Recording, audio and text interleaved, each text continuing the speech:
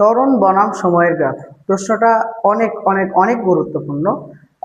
Recently বোর্ডগুলা তুমি যদি analysis করো, বিশেষ করে 26-এ আসা প্রশ্নগুলা, 25-এ আসা প্রশ্নগুলা, 24-এ আসা প্রশ্নগুলা, তো তুমি দেখবা যে এই ত্বরণ বনাম সময়ের গ্রাফ এই প্রশ্নটা কিন্তু প্রায় বোর্ড কি করছে, আর কি তাদের প্রশ্নের মধ্যে নিয়ে আসতেছে। বুঝতে পারছো যে ত্বরণ বনাম সময়ের গ্রাফ এটা খুব গুরুত্বপূর্ণ একটা প্রশ্ন হয়ে দাঁড়িয়েছে এখন আর কি।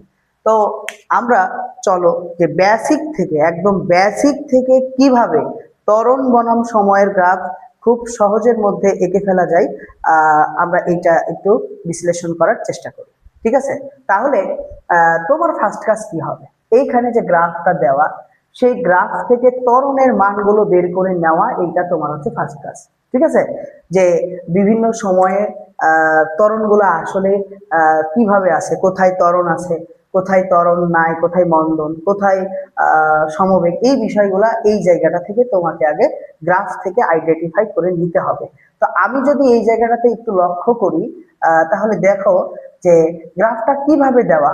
গ্রাফের সময় 0 থেকে 20, 40, 60, 80, 100, 120, মানে সময়টা 20 করে বৃদ্ধি পেয়েছে। বেগের দিকে দেখো, বেগটা 0 থেকে 4, 4 থেকে 8, 8 থেকে 12। মজার বিষয় হচ্ছে 12 থেকে 12, এই যে এই বিষয়গুলো তুমি লক্ষ্য করো।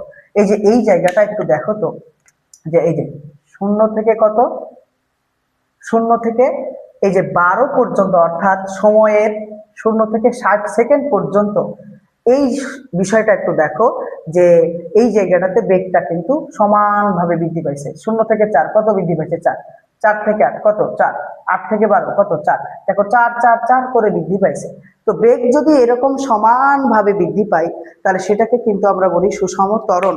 অর্থাৎ ওই জায়গাতে ত্বরণের মানটা প্রত্যেকটা জায়গাতে সমান। অর্থাৎ এখানে 0 থেকে 20 সেকেন্ডের যে ত্বরণ, 20 থেকে 40 সেকেন্ডেরও সেই ত্বরণ, 40 থেকে 60 সেকেন্ডেরও কিন্তু সেই একই ত্বরণ আমরা এই জায়গাটাতে পাবো। অর্থাৎ এই অংশের সব জায়গাতেও ত্বরণটা হচ্ছে আমার কি বলো, সমান। বুঝতে পারছো?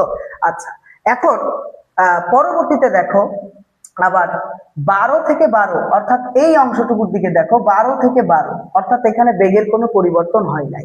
কত সেকেন্ডে? অর্থাৎ 60 থেকে 80 সেকেন্ডে, এই 20 সেকেন্ডে বেগের কোনো পরিবর্তন হয় নাই। বুঝতে পারছো? বেগ 60 সেকেন্ডেও যা, 80 সেকেন্ডেও সেইটাই বেগ আছে। অর্থাৎ এই সময়টুকু তো 20 সেকেন্ডে বেগের কোনো পরিবর্তন হয় নাই। তারপরে আবার লক্ষ্য করে দেখো, এই যে 12 থেকে কত, 12 থেকে বেগটা কমতে কমতে গিয়ে শূন্যতে দাঁড়াইছে। অর্থাৎ 12 থেকে 6 কত কমছে বলো? এখানে 6 কমছে।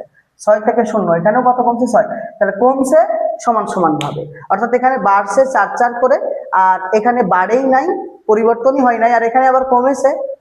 তো কিভাবে? সমানভাবে কমেছে। তাহলে এই জায়গাটা হচ্ছে আমার সুষম মন্দন। তাহলে আমি এখানে সময়ের ক্ষেত্রে বলতে পারি যে 0 থেকে 60 সেকেন্ড পর্যন্ত, অর্থাৎ প্রথম 60 সেকেন্ডে কি আছে বলতো? সুষম ত্বরণ। পরবর্তী 60 থেকে 80 সেকেন্ড, অর্থাৎ 20 সেকেন্ডে সমবেগ, অর্থাৎ বেগের এখানে ত্বরণ শূন্য, সমবেগে ত্বরণ শূন্য, এটা আমরা জানি। আর 80 থেকে 120, অর্থাৎ এখানে 40 সেকেন্ড। দেখো 80 থেকে 120 পর্যন্ত সময়, এই যে 80 থেকে 120 পর্যন্ত বেগটা কমেছে। ঠিক আছে? 6 6 করে কমেছে, অর্থাৎ এই জায়গাটা হচ্ছে আমার সুষম মন্দন। তাহলে আমরা এই গ্রাফ থেকে এটাই আগে বের করে নিব যে কোন অংশতে ত্বরণের মান কত। ঠিক আছে? তাহলে আমি এখানে বলতে পারি যে প্রথম 60 সেকেন্ডে, দেখো সলভ করছি, প্রথম 60 সেকেন্ডে ত্বরণ, এখানে কিন্তু ত্বরণ আছে, বুঝছো? ত্বরণ, আমরা ত্বরণ নির্ণয়ের সূত্র জানি, a equal v minus u divided by কি বলো? টি। এটা জানি না? এটা জানি। তাহলে এখানে তুমি যদি এখন মান বসাও, দেখো প্রথম 60 সেকেন্ডে বেগ কত, শেষ বেগ কত? ভিটা শেষ বেগ। প্রথম 60 সেকেন্ডে বেগ হচ্ছে কত? এই যে 12। এই যে 60 সেকেন্ড, 60 সেকেন্ডে শেষ বেগ কত? 12। 12 মাইনাস ইউটা আমার আদি বেগ। প্রথম 60 সেকেন্ডে আদি বেগ কত? এই যে আদি বেগ কত? 0। আদি বেগ হচ্ছে 0। বুঝছো? ডিভাইডেড বাই এই যে টি। তাহলে এটাকে তুমি যদি এখন ক্যালকুলেট করো, টি এর মান কত? টি এর মান হচ্ছে 60। প্রথম 60 সেকেন্ডের হিসাব করছো না তুমি? 60। তাহলে এখানে কত আসে? এখানে 12কে তুমি যদি 60 দ্বারা ভাগ করো, 12 ভাগ হচ্ছে 60, তাহলে আসে 0.2। ত্বরণ প্রথম 60 সেকেন্ডের ত্বরণ হচ্ছে 0.2 ms−2, এটা হচ্ছে ত্বরণের একক। ঠিক আছে, প্রথম 60 সেকেন্ডের ত্বরণ আমি বের করে নিলাম।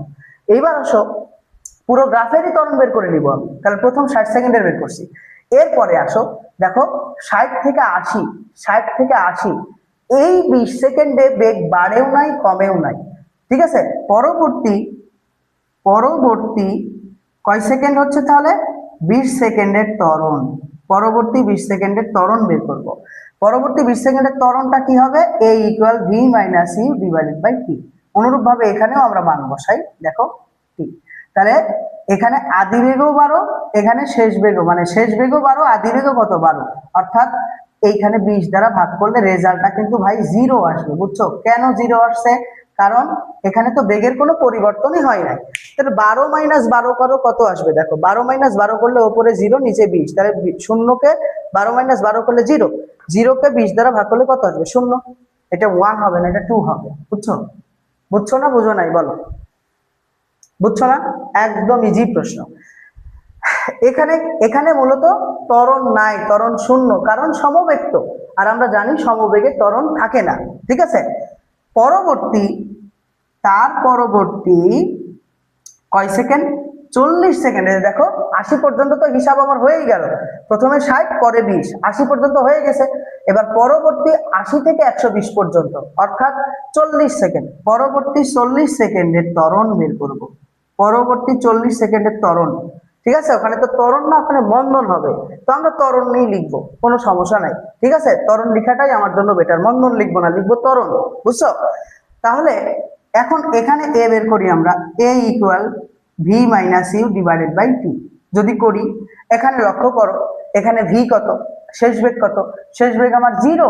দেখো 80 থেকে 120, এই যে বেগ কত, বেগ 0 হয়ে গেছে, শেষ বেগ 0, মাইনাস আদি বেগ কত, আদি বেগ 12, 80 থেকে 120 এর হিসাব করছো, তাহলে 12 দিয়ে শুরু হবে, 12 ডিভাইডেড বাই কত, ডিভাইডেড বাই 40। তাহলে এবার তুমি 12কে -12, ওপরে -12কে 40 দ্বারা ভাগ করো, কারণ শূন্যর মধ্যে -12 বাদ, মানে 12 বাদ যায় না।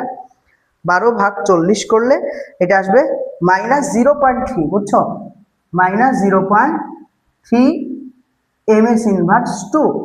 এই যে দেখো আমি যে তিনটা অংশের ত্বরণ বের করে নিলাম, এই ত্বরণগুলোকে এখন আমি গ্রাফে ইনক্লুড করে দিব। এই ত্বরণগুলোকে গ্রাফে ইনক্লুড করে দিলেই আমার এই প্রশ্নের সমাধান কিন্তু হয়ে গেছে। তাহলে আসো আমরা গ্রাফটা অঙ্কন করব কিভাবে, মনোযোগ দিয়ে দেখো। প্রথমত আমি উল্লম্ব বরাবর একটা দাগ টানবো, টানলাম, এবং এই উল্লম্ব দাগের মাঝ বরাবর থেকে আনুভূমিক বরাবর একটা দাগ টানবো, সেটাও টানলাম, এবং বলে দিব যে আনুভূমিক বরাবর যেটা দাগ, এইটা কি নির্দেশ করছে, এটা টি নির্দেশ করছে। বুঝছো, এটা সময় কোন এককে, সেকেন্ড এককে। ঠিক আছে, আর উল্লম্ব বরাবর যেটা, এইটা ত্বরণ নির্দেশ করছে। এটা কি নির্দেশ করছে, এটা ত্বরণ কোন এককে, ms−2 এককে। বুঝছো, উপর বরাবর এই যে এই অ্যাক্সিস বরাবর এটা হচ্ছে ত্বরণ, পুরোটাই হচ্ছে ত্বরণ, আর এই আনুভূমিক বরাবর যেটা, এটা হচ্ছে সময়। তো এই যে যে পয়েন্টটা তুমি আনুভূমিক বরাবর টানছো, যে পয়েন্ট থেকে, এইটা হচ্ছে তোমার শূন্য দাগ, গ্রাফের কি দাগ, এইটা হচ্ছে গ্রাফের শূন্য দাগ। বুঝছো, তাহলে গ্রাফের ওপরের গুলাকে প্লাস ধরবো, মানে শূন্যর ওপরের গুলা প্লাস, শূন্যর নিচের অংশগুলো আমি মাইনাসের ধরবো। ঠিক আছে, আর এই বরাবর আমি সময়ের দাগগুলো কাটবো। এটা সময় 0, 0-র পরে কত আছে বলো, 0-র পরে আছে 20, 20-এর পরে আছে 40, 40-এর পরে আছে কত, 60, 60-এর পরে কত আছে 80, 80-র পরে কত 100, 100-র পরে কত আছে 120 আছে। দেখো জাস্ট আমি সময়গুলোকে 0 থেকে 120 পর্যন্ত এইখানে দাগ কেটে নিয়েছি।